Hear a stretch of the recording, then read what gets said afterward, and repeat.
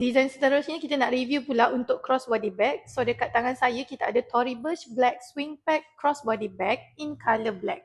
Untuk yang ni dia menggunakan material pebble leather. Dia ada satu pin mount logo Tory Burch di hadapan dan belakang dia ada satu magnetic pocket. Main compartment dia untuk this one dia menggunakan zipper tau. So dekat dalam dia ada lagi zip pocket dan juga sebelah sini dia ada lagi satu open pocket tau. Untuk this one, design dia ni, design yang medium size ni, korang boleh masukkan small to medium wallet.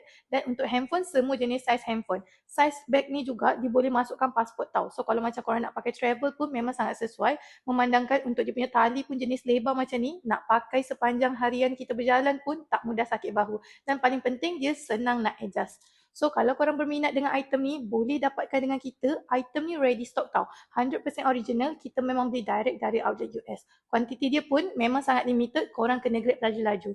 Apa tunggu lagi? Kena grab sekarang, okay?